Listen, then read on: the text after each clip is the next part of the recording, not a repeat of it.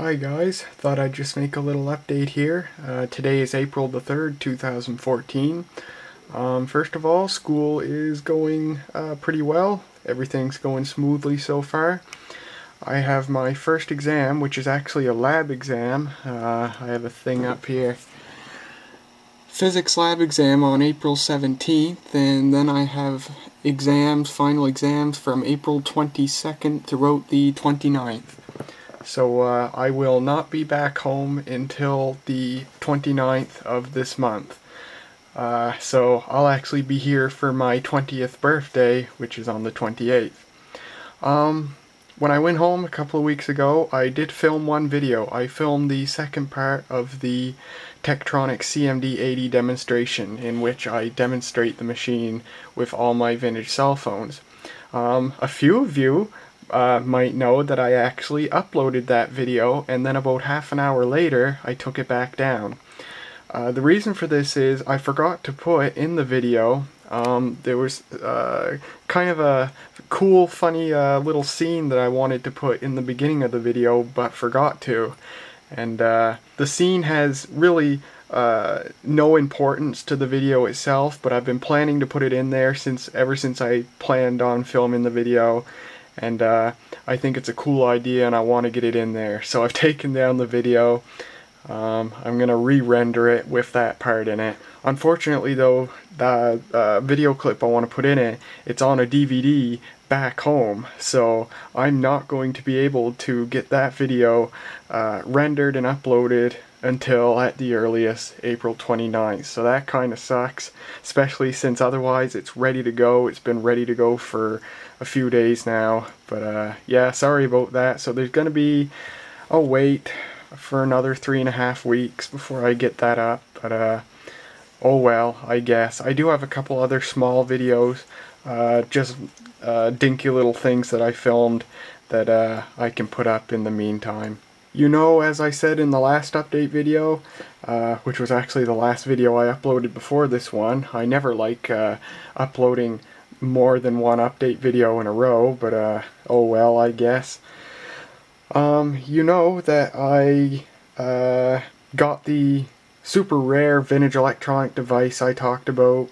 Turned out it had a rather severe electronic problem that wasn't mentioned, and as a result I didn't feel I would have been capable of repairing it, so I sent it back, got all my money back. I have yet to tell you guys in video what it actually was. Whenever I buy something like this, I always keep it a secret until I actually get it and confirm that it works and I'm going to keep it and everything. Reason being is that I'm afraid that if I mention this stuff, other people who enjoy those types of things like I do will also go on eBay and start searching for them, and then I'll have more competition in getting these things. So yeah, that's the reason I never mention this stuff. But someone on the video, the last update video, said, "Trent, aren't you going to tell us what it was?" And I thought, yeah, okay, I guess I might as well rather than just keeping it a secret. The device in question was a Casio VF3000 portable TV VCR combo machine. I took a picture of the one I got before I sent it back. Here it is. Yeah, it was only manufactured for, if my research is correct, a few months in 1987. And it had a retail price of $1,400, and as a result it never sold well at all, hence the fact that they're very rare to come by today. But yeah, really cool machine. 2-head mono VHS VCR, HQ compliant. It had a 3-inch color LCD display similar to that used well, I was gonna say similar to that used on Casio's portable TVs, but unlike their TVs, this display had an incredibly high resolution. It really surprised me. Their TVs are usually something like 100 by 100 pixels. Well, the display in this thing was easily a few hundred pixels in each direction, so that rather impressed me. Of course, I never actually got to see what it actually looked like, because the electronic problem in question was that the TV didn't work. It only showed a lot of garbage. Yeah, that's what it does. A really neat machine. That one is one of only 2 or 3 I've ever seen on eBay. It's a shame I had to send it back, but it would have been useless if I'd never been able to repair it. Because also another problem it had, a problem that was mentioned in the listing, was that the VCR didn't open, which I'm pretty sure was just a matter of bad belts. So yeah, that's what it is. Hopefully someday I'll come across another one, maybe one that is a bit more functional, and maybe I can grab that and go from there. Now, I mentioned in the last update video that I said I said that I gotta learn to quit spending my money that I get to spend on this crap, on new crap, and spend it instead on stuff to improve my old crap.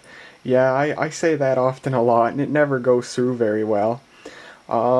Just yesterday, I successfully bought something on eBay, something I've been looking for a couple of years.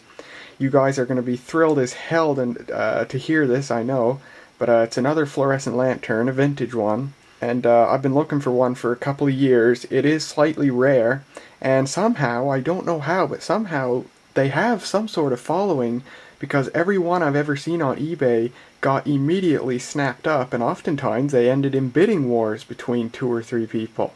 So, yeah, it's not often you see something like a fluorescent lantern that apparently has a lot of people looking out for one, but yeah, apparently this one does. This one's one of only 3 or 4 I've ever seen in the couple of years I've been looking for one. And I got it. I got it for only 50 cents above the starting price. One person had already bid on it. I outbid them at the last second and got it.